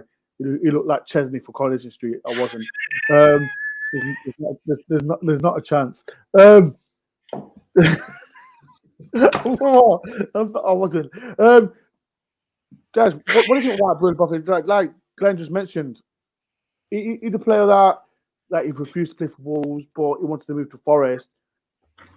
I personally think he's going to play in that middle role where Cup plays. I know we've got Nakate. He played it yesterday. But do you think he's the person that he's going to play that role? Yeah, I'd imagine so. To be honest, again, because Forest have been out of the Premier League so long, I've not seen too much of this guy. But I remember when he came in, he had a real knack of scoring for Wolves. Yeah. So I imagine he's got quite an aerial presence. I do remember a couple of goals he scored for Wolves a few years ago when they first got in the Premier League. So I'd imagine, like I say, he's possibly got that aerial presence, someone who's going to be dominating, commanding, perhaps a little bit more mobile than what we've got, a little bit more pace. It seems like they've wanted him for a while. Some of the suggestions in the comments and some of the suggestions I've seen have said that it was partly Wolves' fault why he did what he did. I totally understand Glenn's point. Like, you wouldn't want somebody coming in. You'd be uncomfortable with it, at least, before you give them the benefit of the doubt. But I tend to... There tends to be suggestions that some of it might be down to Wolves, and if there's that picture with Morgan Gibbs White, has this one been in the pipeline for a while? You know, we know that Cooper's been saying he's been working on things, and some of them have happened, and some of them haven't happened. If it's something that has been in the pipeline, it suggests that they really want him, and it's not just a panic buy. You know, because we're at that stage in the window where anyone could really be a panic buy. Liverpool have signed a player from Juventus today, I believe, Malo. Yeah. They're talking on Sky Sports about Liverpool making panic buys to fill up a role. So I hope he's not just there to fill a role. And I know it's the thing that Glenn and Cooper said there, but like the next man up, I hope he's just coming in to make the team better, because that's been my thing with the signings all the way through. Sign players better than what you've got. You know, there's no point, even with 1 or 2 injuries and potential suspensions, there's no point signing players worse than what you've got. If you're going to spend the money, spend it wisely on somebody that's going to bring talent. I think the problem we're getting with these signings is, and the pundits especially, they're thinking we've signed 23 crap players because we're planning to support them. Whereas scattergun thing, yeah, they're thinking that they're all panic buys almost because of the loans. So when we go back and say we had to do it because of the loans, they're going, exactly. Well, they've just gone and bought anyone then. But we by listening to Cooper and hopefully by what's happened is we tend to believe that that's not the case, that they've put the work into it and somebody's put the work into it somewhere. We can quite clearly identify who Cooper probably identified as his targets and who other people might have identified as theirs. But I think with Boly playing in the English game, playing in the Premier League, it might be somebody. And again, I look at someone like Alan Tate as the assistant. Yeah. He's going to know his defenders. He's going to be watching games around the country, and I think that one might be one that they've lined up. So I'm hoping on Boly in particular, he comes in and he not just makes a real stake for a place. He gets in the team and makes a real difference. It's confirmed. That's confirmed. Another player. Yeah. People, Forest fans, don't get upset about it. I was just talking in the comments as well. Going to Everton Sky Sports. Fair play to Jimmy. Got Jimmy as well. I think we'll talk a little bit about James Garner. Like I said, he was fantastic for us last season. He's always going to be one of Forest favourites. He's a player that got us to the Premier League. So people, James Garner for me. I hope he does well I hope he don't do well for Everton because now he's a rival. Yeah. What's on Facebook, Glenn? You want to do well for Everton? What? I don't want him to do well for Everton. I want him to do well for himself. I don't know how he can do that and not do well for Everton. Maybe, and that's what I'm trying to say. That's my point. That's my point. I want him to do well, but just not for Everton because if you look at it, the players that Everton want, they wanted. Forest want, Everton wanted. This is why, because I think Everton they're going to struggle. They're going to struggle, and that's why. I don't want James Garner to do well for Everton. In the future, he might come to Forest. We never know. Right, another player, and this came up. Ben, sorry, can I just come in on Willy Boly? Yep. I have to say, it's of all the signings we've made, it's the one that kind of captures my imagination the least, to be honest. My feeling is that if Moose Niakate wasn't injured, maybe. Now, it's not a lot of money for Willy Boly in the greater scheme of things, the amount that we as a club have spent and the amounts that are being spent and have been spent until, that will be spent for another 45 minutes. So I'm a bit like, he hasn't played for Wolves for quite a while. I think they played sort of Cody at the back quite a while. Young Kilman has come into Wolves' side and kind of gone past Willy Boly, and I'm a bit. I'm happy to be proved wrong, but it's just, to me, it's something like, I just don't know. I'm like what Glenn was saying about not entirely being sure about it. I don't know. I think it's a good body to have. He's a big lad. He's got experience, but maybe there could have been somebody better. But I stand to be corrected. I mean, back in the day when he signed Burns and Lloydie, Dave Needham, you kind of thought, or Frank or Colin, and all of them turned out to be absolute superstars. You know what I mean? So maybe Willy Boly will fit into that Forest tradition of guys who've been seen to be either past it or not that great. Forest have in the past had this tradition of breathing new life into people. So maybe Willy Boly will fall into that category. But at the moment, my expectation of Willy Boly isn't all that great. And I like Glenn said, it's a matter of how many minutes will he get? I don't know. I think if he is coming in terms of central defenders, he's probably going to be near to the bottom of the pecking order, with probably only Loic Mbiso below him in that pecking order. So I'm a bit, I don't know. I really hope Willy does well. I want every Forest player to do well, and he will get my absolute backing. But whether I think he'll prove to be a good signing, I'm going to let time and hindsight guide me eventually on that. People in the comments, what do you think of Will about it? Do you think he'll be successful for Forest? Like I say, he's 31. He's got Premier experience. He did well for Wolves. He did a little thing, refused to be in the squad. But me personally, I think it's a good signing. If Cooper wants him, he has him. So me personally, I think he could be the surprise signing. I hope so. I totally disagree with Dave for once. The first time ever. Way! I think he could be the surprise package. You might Wolves are going for a massive transition period. Some of the players who've been playing in their team over the last couple of years, the new man's come in, he's got different ideas, he's moving a couple on. And I just think that you might just be pleasantly surprised with this one. And again, what it does show, whilst it doesn't shed good light on Wolves and his reaction to the thing at the weekend, it shows another player wanting to join Forest. Yeah. And I'm just playing devil's advocate there, David. Yeah. If he turned his back on Wolves, that's shocking. Again, What- it shows a player that wants to come. Can I ask you a question, Des? Do you think that Willy Boly, if you like, doing a Stan Bowles and not turning up at the weekend, do you think that was part of him engineering a move to Forest? Was it part of his almost prodding Wolves and Forest to do something? Because I know you can interpret his not turning up as like, that's bad character, that's lack of professionalism. That's one way of looking at it. The other of it is him thinking, I want to get away from Wolves. I want to go to Nottingham Forest. I've got to do something almost out of character to elicit a response. Whichever way you look at it, Dave, it's not good, is it? It doesn't shed him in good light. But No. I remember 3 weeks ago, everybody was saying, why don't Morgan Gibbs-White put in a transfer request to speed the process along? Morgan Gibbs-White sat tight and the business got done at the end.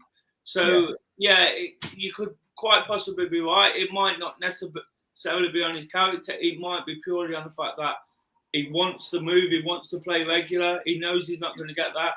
And you kind of got to take that into account to some degree, because as a footballer, don't get me wrong, I don't feel sorry often for millionaires, but he was sitting there wanting to play, and if Wolves have said, well, you're going to play on Saturday, but you're not going to play for the next 27 games until January or whatever it is, he's going to be like, well, I want to move then. I don't want to play on Saturday. I want a chance of playing in the next 27 games. So whilst, again, I alluded to where the pundits might look at us feeding off the scraps, and no disrespect, that's almost what your comment sounded like. I think, hopefully, I'm hoping as much as anything, that it's not that we're feeding off the scraps here, and this is someone they've done their own work on and really sort of really wanted, but it's just took longer. We've heard Cooper saying a lot about some of them they've been working on for a long time. I'd like to think this one is one, I don't know as much as you don't know to the contrary. I just think this one might surprise us. I think he might have a presence in that defence that we haven't got. And whilst he might not be a first choice for Wolves, we've got to remember Wolves are an established Premiership team. I take that point. It might be better than what we've got, and that's all we're asking at the moment is to improve as Nottingham Forest. Yeah, and Des, let me tell you, mate, Des, what I will do, mate, I am preparing myself to come and say, you know what, Des Oldham, I was wrong. So I'm already getting it in. I mean, on your point about the number of signings, actually, I don't have an issue. If I've been kind of, because these guys made these, what I believe to be lazy assumptions about what Forest are doing, I don't have a problem with the number. I tell you what, have the team that played at Wembley, right, that we all love so much, if that team that played at Wembley and got us up had gone to Manchester City last night, what then? Yeah. Well, that's exactly what I said. I said it seems bad at the moment, but if we'd have signed the loan players and one or two who we thought we were getting, what could it have been last night? Just an update on the lights. Kate's just been back outside to the bin. Are the lights still on? The lights still on. Kate, are the lights still on? She's just having a look. Don't you just love live TV? Still on. Still on. Lights are still on, people, to confirm. 36 minutes to go. The City Ground lights are on. And there's, sorry. People, 35 minutes. 35 minutes ago. Right, next up, there's 113 people in. If you can, people, to hit the like button and subscribe if you're new. Right, this one, I'm going to talk about, who should I mention? Should I mention the Blackpool player? That one's, I'm baffled. Josh Barlow. Glenn. Right, if people don't understand, right, before I get Glenn in, so we're getting Josh Barlow, and this is my opinion, people. And don't shoot me, everyone's got an opinion. So last season, we was after Josh Barlow in January. He didn't want to come. So we brought Big Sam in, and I've loved that now. But now we're making a bid for him, and it seems like I think what I said. I think it was 2 million, if I'm rightly so. And he's going to Olympiacos. He's 23 or 24 years old. I don't get it. I don't understand it. People in the comments, what do you think of this move? Sign for Forest, go to Olympiacos. Glenn, what do you think about it? What I heard today was that a couple of days ago we bid something in the region of 3 million, 3.5 million, and it was rejected. Yeah. What I heard today was it was in the region of 4-ish million, and that's been accepted, but that he won't be a player at Forest. He will go to Olympiacos. That's the part that I don't really understand. I can understand why we made an over the scale of the 150 plus million it must be now, right?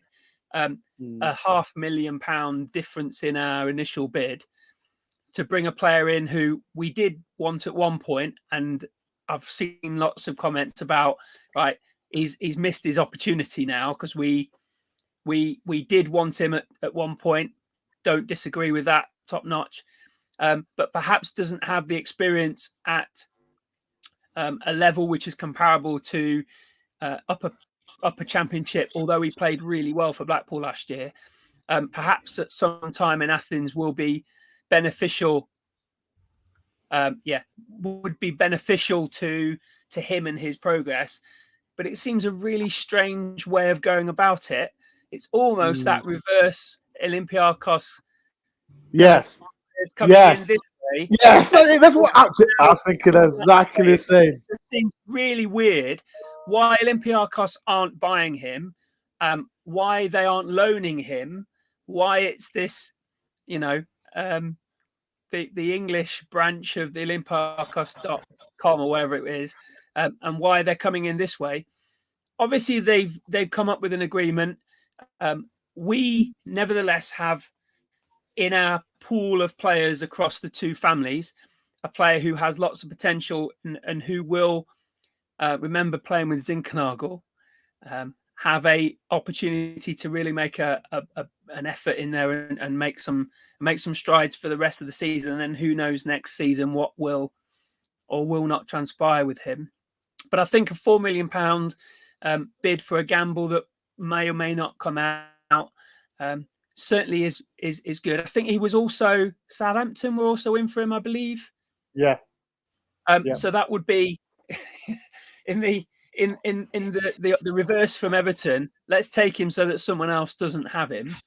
If that's one of the reasons why he's come into the Forest group, then that's equally another reason of keeping him where we can then nurture him and develop him and use him as and when we, as a Premier League team rather than a Greek top league team, can then choose to play him or not. And I think that's an ideal. I think that the weird way we've gone about it, and Olympiacos have taken, equally the South Korean lad has come in, we've bought him in, and then he's on loan there.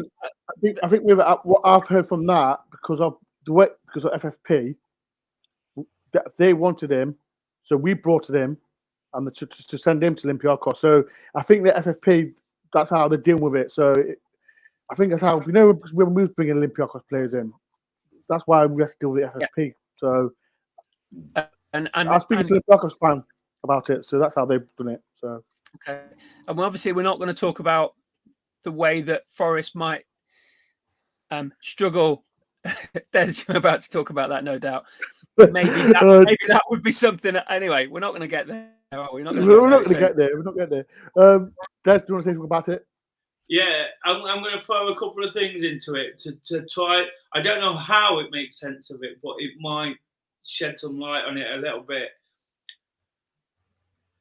Forest might be looking to get Bowler, but you can only have a 25-man squad. Forest have signed 23 players. They might see this boy as an asset in the future, maybe if the worst happens. Yes, if the worst happens. Yeah. Absolutely. Contingency, Des. Contingency. Or a resaleable asset you know, Chelsea work on this basis. They've been working on it for 20 years. Yes. So Yeah. you only put 25 men into a squad. 3 of them are goalkeepers. You know, 5 or 6 of them are players from last year. So you're looking at 23 players and only about 16 of them going into the squad, 16, 17.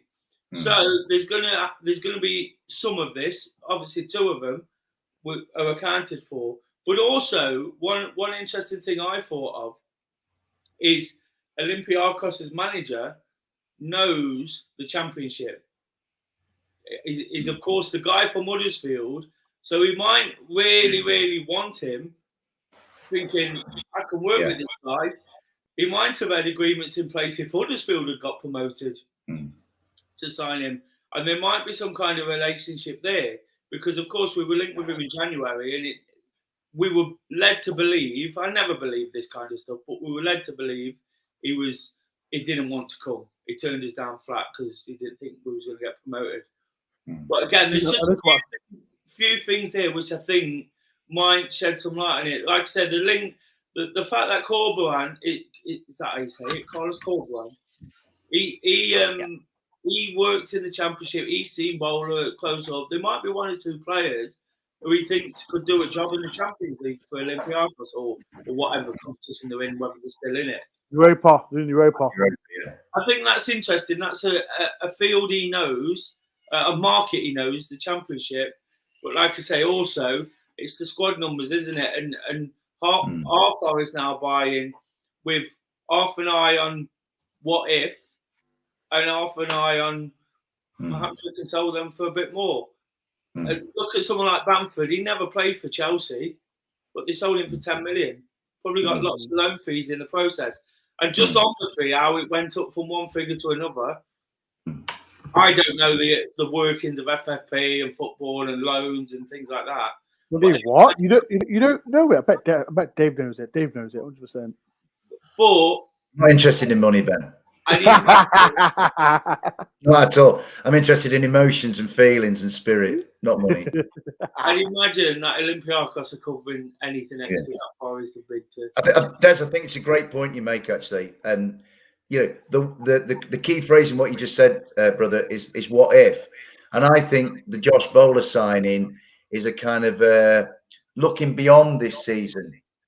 I do, such that if you know that happens, there may be an outflux, and then Josh Bowler is ours, and then we can do something with him if needs be. Maybe Hwang the same, and if they go to Olympiacos with Corberan and they get Europa League minutes, then all the better. But I just looked at Josh Bowler. I mean, if we were still a Championship side, then Josh Bowler would be. Ooh, he's a good lad. Let's get him in at that level as a fish in a pond that he's suited by.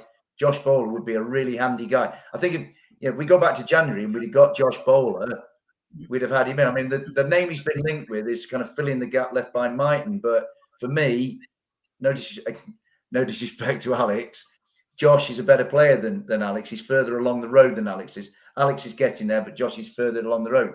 So I kind of, if it'd been January, I'd been very happy to have Josh Bowler. The thing is, I don't know if anybody noticed, but we got promoted to the Premier League in the meantime. So we've changed all of our environments with that fantastic success. So, but I see Bowler as being, if say we did tumble and some of ours get taken away from us or want to leave or whatever, then Bowler's ours, and then he becomes more of a live asset. 100%. That was a point I was trying to make, okay, without going into that. Yeah. Go on, Dave. So one last thing on Bowler. The most confusing thing for me is from Bowler's point of view, how does the move work?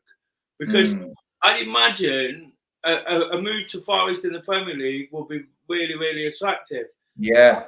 I can't help but think, and again, I don't know anything about how these things work and Josh Bowler's mindset, but he must have been offered an incentive to sign for Forest and go to Olympiacos for a year. Yeah. Because in many ways, it could make or break his career as well. That move. Yes. It could be a real success and it could work for everybody, or it could end up that he goes out there. We've seen players go out there and it's become a graveyard for Forest players. Carvalho and Silva and some of those who don't get in. So that's where it intrigues me as much as anything is why would Bowler sign for Forest and then go aboard straight away? From his I can only think European football, really. Perhaps. People, I'm confused with it, but it is what it is. There's 105. There's 105 people in. Thank you for taking the time as well. This is the longest stream I've done. So, well, I know, and I said we've got another 23 minutes left for transfer window. Glenn, are you okay to stay a little bit 25 minutes? Yeah, no problem at all. No problem at all. Dave? I don't go to bed till 4 a.m, so I'm fine. Des? Oh, we know Des is. We don't care about Des. Right, another player, and this came out the blue. This is what came out the blue. I didn't see it come in, and this for me is just the most craziest one. People in the comments, I see on social media, it's 50-50 on this. My opinion, before I get the crew on, I personally think this is a great signing. I'm not going to lie, it's a great signing. Belgium international. I'm hearing Mangala had a little say in this one because he's a Belgium international as well. He's been on loan with Crystal Palace, and I think he did well there. He's not had a chance at Chelsea. And what I'm hearing, Chelsea, Forest, this comes from Fritz. Forest are buying out his contract or something like that, something along the lines, so we can get him on a free transfer. That's what I'm hearing. But let me get the panel on this one. And people in the comments as well, get involved. Because this one came out the blue. It seems like Des and Glenn are looking at the phones and see if there's any more gossip coming out, because I'm doing exactly the same thing. Dave, what is your opinion on this one? Because it was funny, man. This is funny. Shout out to Gary Marriott. Gary Marriott said to me, Gary Marriott said to me, we're on the way back for the guy yesterday, Forest need a striker. What's your opinion on this one? Yes or no? Yes or no? Yeah.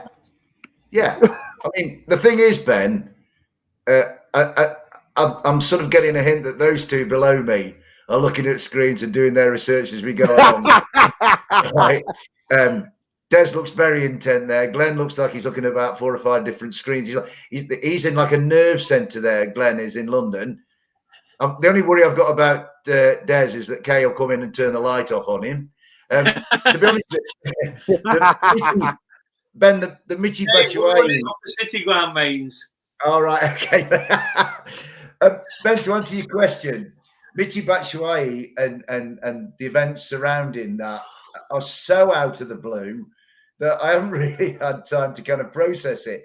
But based on the bits I've seen from where he was on loan at Palace, and he's done some little bits and bobs for Chelsea, I think, yeah, why not?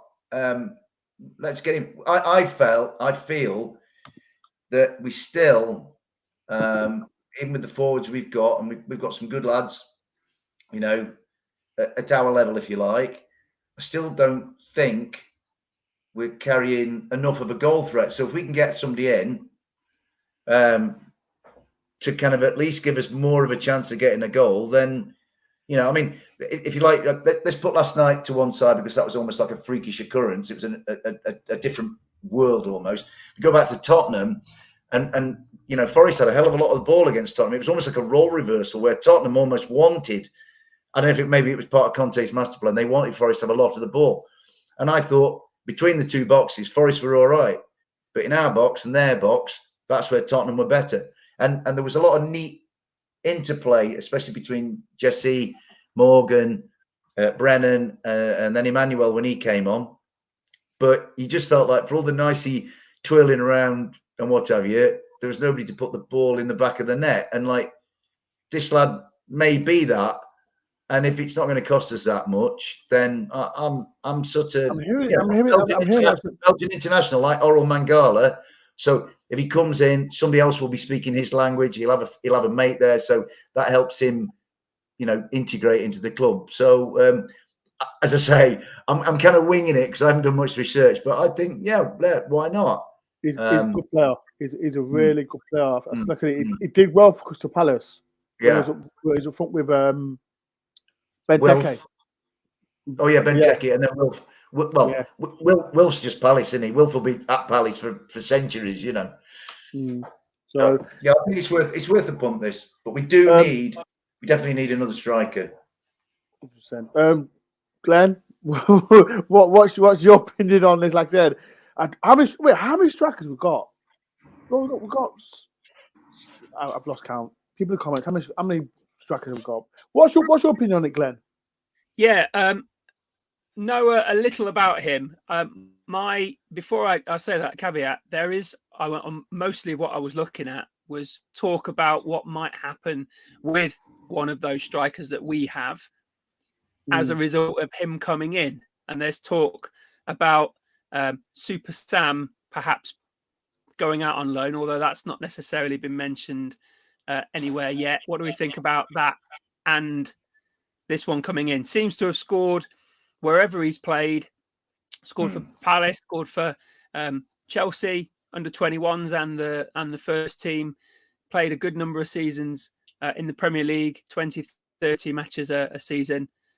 Seems to be a good bet. And basically, based on what I've seen, like you said, Dore, we seem to have bought him out of his contract. So Forest without fees being paid and is on the way for a medical. And that was an hour ago. So, yeah. Right. Yeah. Well, let me just add. Sorry, I've just seen, and this is from Nick, reports Mika deal is off. So I'm just going to get this one up. I've just seen it. Sorry, boys. Where is it? Let me quickly get it up. This comes from, if everyone can see it. This is from Peter. It looks like Mikel Bishi moved to Nottingham Forest. Chelsea is not happening. Okay, I don't know why that's happening. But yeah, that's the only source I know. So it seems like that's not happening. I just listened to when somebody mentioned that they was on the pitch at the City ground. Kirsty Edwards was reporting, and that wasn't the tone of the conversation. That was literally 5 minutes ago, live on Sky. Yeah. Did you mention him, Des? Because I've got Sky Sports on, but I've muted it so I can listen to you lads. Well, I saw that she was at the City ground and turned it up so I could hear it, and it was just saying that it's a potential permanent transfer rather than a loan. Yeah. This is proper deadline day stuff, isn't it? Everything's changing for the four of us. Never mind Sky Sports. So look, people, it looks like that's off as well. But Kay's just told me that she can put subtitles on for me as well. So okay, don't put subtitles on for Des because he said he can't read. That's done. Listen to him do Des. He needs his glasses, his big goggles on. So I don't know what it is. As well, people, like I said, as you know, I won't be at the match on Saturday because someone's getting married. Yes, it's just this one here, this one here, this guy's here is getting married. So I won't be going to the game because this is not Kay's fault. I'm not important Clay. I blame Des because he knows we're getting promoted to the Premier League. And he's done this to us. So knew we was promoted to the Premier League. What before? People in the comments. If you want the wedding when we were bottom of the Premier League. So people in the comments. If you want to give Des any presents for the wedding, give a super chat, people, and give Des a present because if you super chat, people might actually reward me for something. Yeah, reward 3 points against Bournemouth. That's what I'd like him to get. And it is what it is. Right, how long's left in the transfer window? There's 14 minutes, 15 seconds. right. So the another player, Serge Aurier, Tottenham, Aurier. and this one's been going on for ages, and I've had enough of it. I thought it was all lies, but it seems like it's coming on. Glenn, do we really need him? do we need him? No, and a very good mate of mine who's a Spurs fan messaged me about 20 minutes ago to say Aurier's a nightmare, Glenn. Good luck with him.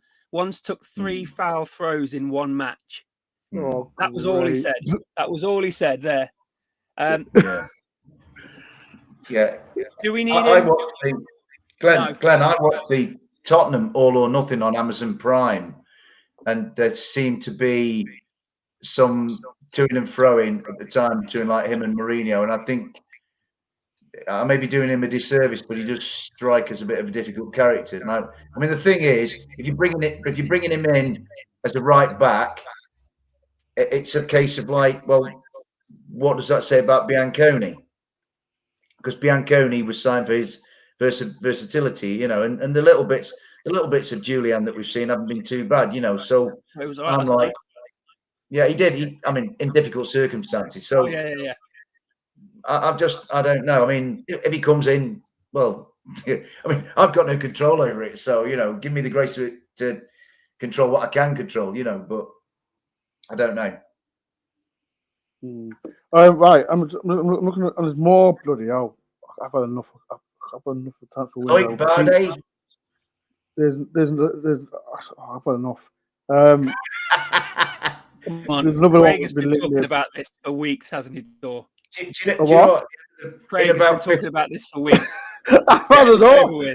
Like, I know. About 30 minutes, he's going to collapse. No, it is right, because shout out to Malcolm. He every time we link with someone, I always put it in a group, and it winds him up. And I think him and Craig Price, they're gonna love it when this is over. I've had enough, because breaking news: Forest made a late move for Monaco when they got Pablo Marfo, excellent talent, but deal is unlikely with little time left of the window. And that's coming from a Spanish journalist. So I've had enough of transfer window. I wanted to go.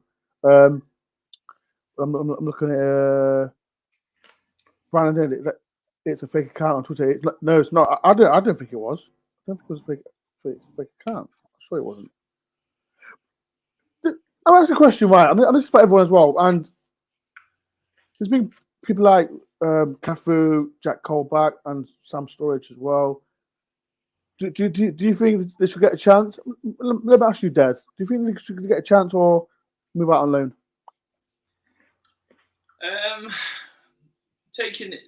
Taking those three individually, I think Cafu, for as much as I love him personally, I think he's probably going to find his game time very, very, very limited. I almost see Kouyaté as the new Cafu, the finisher, as Steve Cooper likes to put it, the guy who comes on and shores things up and don't give the ball away and muscles his way around the midfield. So I think he's probably, and the fact is he's got a new baby. You just wonder, again, no idea whatsoever, but you wonder whether he might want to move to Portugal, you know, to bring his kid up. That will make complete sense, wouldn't it? So I potentially see something happening there. There's always the fact he could go back to Olympiacos if we still later on. But then the other two are kind of tricky, aren't they? Because they was integral last season. They were really, really important in what we did. I think Sturridge is going to struggle for match time as well. For as much as we love what he does, his endeavour, his finishing, you know, he's got lots of really good attributes as a player, and as it seems as a person, he's one of the good guys, it seems. So it'd be a shame after that. He's almost come in and played an extended cameo for Forest, hasn't he? And it's almost like they've gone on. But when you look at the striking options, and if you've got Batshuayi. He's not going to be coming to sit behind Surridge on the list, is he? No disrespect to Surridge. He's coming. He's a Belgian international, like you say. He's going to want to come in and play. Again, with the other options, we've got Taiwo and Dennis, who don't seem to be playing as that central striker. That's why he might just push him down the pecking order. So I can imagine there'll be a host of championship teams looking at Surridge thinking, we'll take him. You know, looking at what he did for Forest, the way he had that clinical edge in the championship, is he quite going to get the opportunities in the Premier League? So again, I perhaps see some movement there. Colback's a strange one, isn't it? Because Colback was someone, if I'm honest, and for as much as I've supported him and willed him back in the team over the last season, he was someone who I thought would potentially disappear more quickly than the other ones. But now, and the way things have panned out, I don't think he'll necessarily miss out on a place in the squad. I think there's an important role for Colback, whether it is as almost like another Cafu, you know, somebody who's going to come in potentially versatile and potentially fill a couple of positions. Any issues with left back and you've not necessarily got the other one available, or in the centre of midfield, or someone to close games out, I think he might be a really good option. And I think Steve Cooper's a massive fan. And what I will say about Colback, and it was very, very brief yesterday, he looked really sharp. He looked in good trim. You know, it's a great thing to say about someone like Colback, who's almost like the engine room in the midfield. But he seems to come back really, really fit. Probably realises, having played in the Premier League and took that top, what he really, really needs to do to have a chance to get back there again. And I don't know. I just feel the future at Forest is not dead for Colback, but the other two might be heading for the exit door. 100%. Glenn was my tutor as a young man, top class guy. Glenn, do you know this guy? No, Glenn. I don't recognise the name. He's a phenomenon, Glenn. Glenn, what's your real name? What is your real name? Don't call Glenn.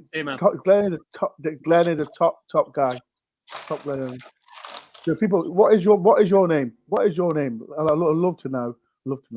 I'm looking for all the comments, man. Like, it's showing me like I cannot wait. We've got 6 minutes to go. I think I'm behind on time so much on my phone.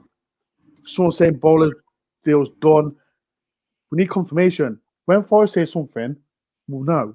So people, if right, and there's other question again. Harry Otter again. Claire, I'm about to ask you as well, Des. I don't.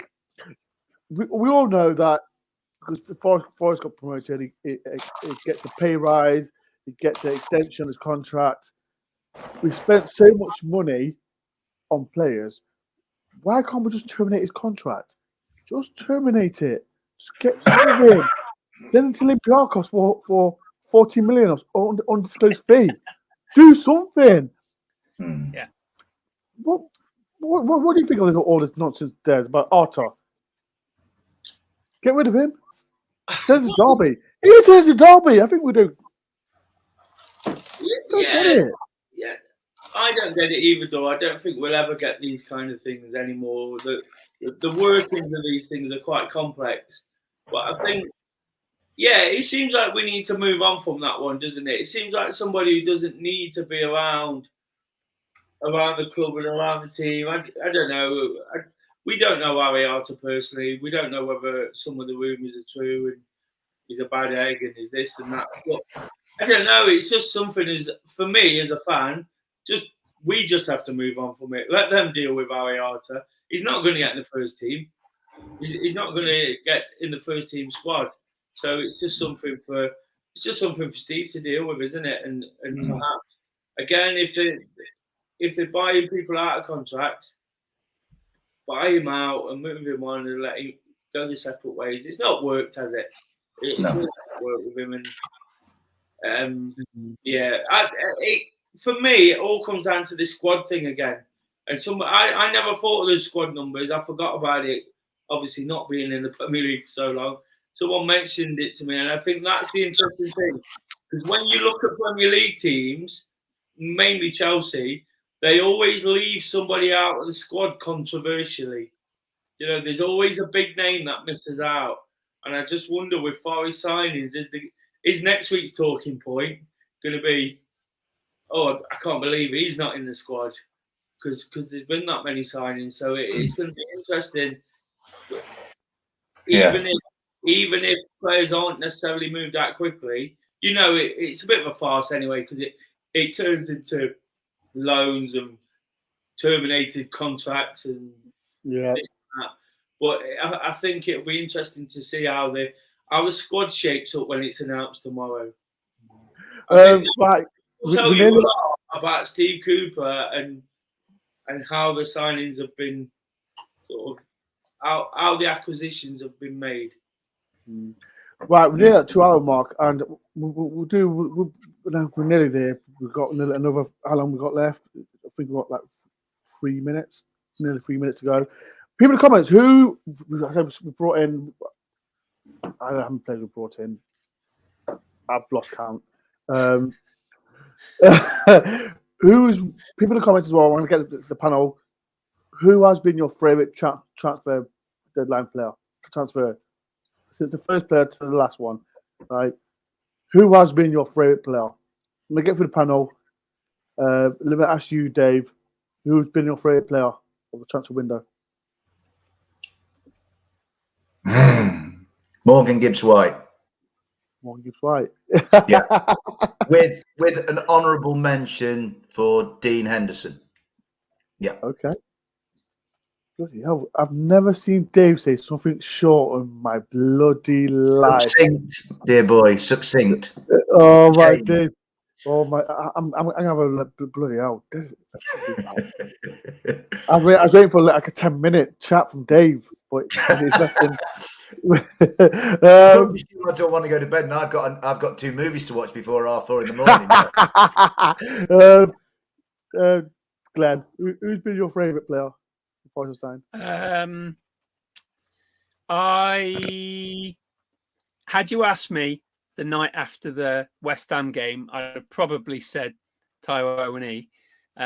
I think right now, over the scale of things, and as disappointed as he no doubt is for not playing so much, probably Mangala. Exciting. Ooh, good shout. Gibbs-White, obviously. Henderson, obviously. Of a glimpse of what will a fit player be for the remainder of the season, I think for me is Mangala. Okay. Last but not least, Des, who's been your favourite player?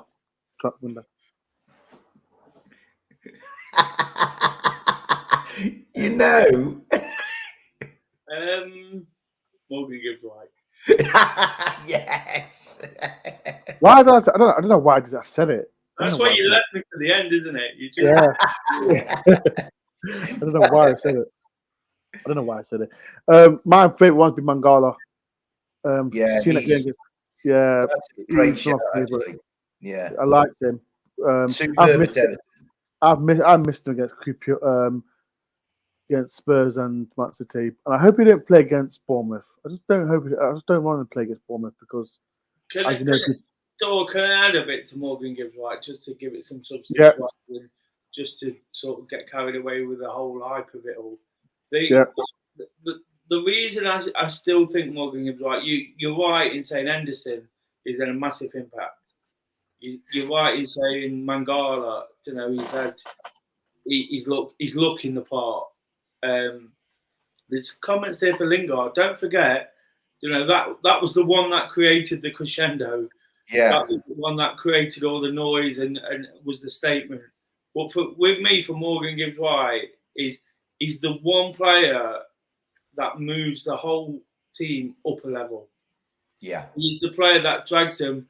Yes, there's players playing in positions that affect the game, but when he's on song, when he came on off the bench at Everton, Forest strike force looked like a different thing. Yeah. You know, if people had seen that Everton game on TV before he'd come on, they wouldn't really been moaning. They're moaning anyway about not scoring goals. But if you'd have seen that Everton game before he came on, there was no cohesion. There was no. It was almost like lob it up front, let Tyro batter down a bit. It comes back, we go again. Once you got a footballer in there, a proper footballer, who can get the ball down, link up, run off players, do a little bit of everything, he took the team to a new level. And whilst we've not reaped the rewards of that, because we played Tottenham and Man City above most things, I think he's the one that when it comes to Bournemouth and Fulham and Leeds and Aston Villa, he gives us a chance to compete in the Premier League. Whereas the others will do you a great job, but they're not necessarily match winners. Yeah, I watched the Tottenham game back, Des, on Monday night, and I studied Morgan and the number of times he made lovely little flicks and twists and turns, sort of in and around the Tottenham box. 2 or 3 times he was really unlucky not to either play Brennan in or Jesse in or whoever. He's just got a little bit of something. He's got real confidence with the football. You know, he's got a bag of tricks, and I just think, I mean, Des. We were stood together at Everton, mate. You were purring because he came off the bench, so your boy was there on the pitch. And then right in front of us, he nutmegged Anthony Gordon and sort of slalomed away from 2 of their defenders. And it was one of those, cool, this lad. Yeah, we looked at each other, didn't we? And it was like worth every penny. So I think from that point of view, Morgan, you know, Morgan's really exciting, and he's got an X factor, you know, in amongst all these real solid customers. I mean, another one you could say, you could chuck Moussa Niakate in there, because I think... Yeah, I miss him as well. I miss him. We're missing him already. You know, if Moose had been at the back, I'm not saying we'd have beaten Tottenham or City, but if you like, the pain that we suffered might not have been as intense with Moose at the back. Now, that's no issue. The lads who've played at the back have tried their guts out. They always do. But, you know, Moose has got a bit of presence about him. I mean, to deal like he did with Mikel Antonio and see him off, to give him his ovation. That's my head, Dave. So when you're looking at someone like Haaland, although Haaland is on another level to Antonio, anyone gets at me, the one thing we can judge him on is someone like Antonio, who's a battering ram in a similar sense. Yeah. Not quite as good at finishing and that kind of thing. But Niakate, he saw him off. People are saying he didn't do anything or he did this. No, he saw him off because Antonio was frustrated. He was fed up. A player like Antonio, you don't take off after 75 minutes. No. If he's off in the game, you keep him on. Yeah. But he just wasn't in the game because he got no change out of him. So what popped into my head there, it would have been really interesting to see Niakate against Haaland. We know who the winner would have been. We still know who the winner would have been, but it would have been an interesting matchup. You know, in the same way, hindsight is an amazing thing, isn't it? Yeah. Perhaps the Everton result may not have been the same had we had one or both of those playing through, and the error may not have sprung with 3 minutes to go. Who knows? But, you know, there's still, 33 games left. 33 games. Right, people. I think that's it. This is the longest stream I've ever done on my DoreOnTour channel. So Ben, is the window closed? Yes, it's done. It's last. It's done. Malcolm Owen is doing a jig for joy somewhere. right. Before we go, we brought in Boiler from Wolves. So we've been linked with. Boiler's not confirmed yet. The right back. Who's right back again? Aurier. Who else has been linked with? Buddy from Rennes. Right. So, do you think we'll sign up for All B's. Yeah, all B's. Yeah. Bola, Bardi, Boly, Batshuayi. Right. So, people in the comments. Do you think we'll sign all 4? Yes or no? Dave. Yes or no? Yes. Glenn. No. How many do you think we'll get? 2. Who's the 2? Oh, I don't know. It's too late in the day. I've been up, I'm not joking, 17 hours already. Don't ask me questions like that. I don't think we'll get all of them. Ola seems to be done by all accounts. From what we're saying here. Yeah. Is it done?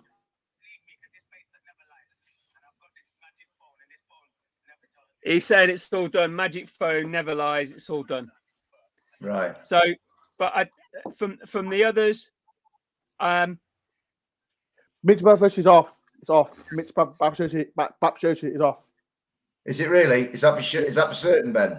Yeah, that's what I'm hearing. Okay. So Batshuayi's gone by the board. So my answer's already completely wrong. Bardet, I guess, has that gone by the board? So that Baptiste come from Cancelo. He's a he's got a lot of people following him. So Ola and Boly then. So I think 2, 3. Yeah. You're 4, Des. Yeah, you're 4. Right. Okay. Right. Are you agreeing with me, Des? No, I reckon 4. Yeah. Right. People, it's time to go. This has been the longest stream ever. Des looks tired. Can we do another 3 hours, lads? Come on, I'm loving it. Dave, if you want to do it by yourself, you can. I'm going to.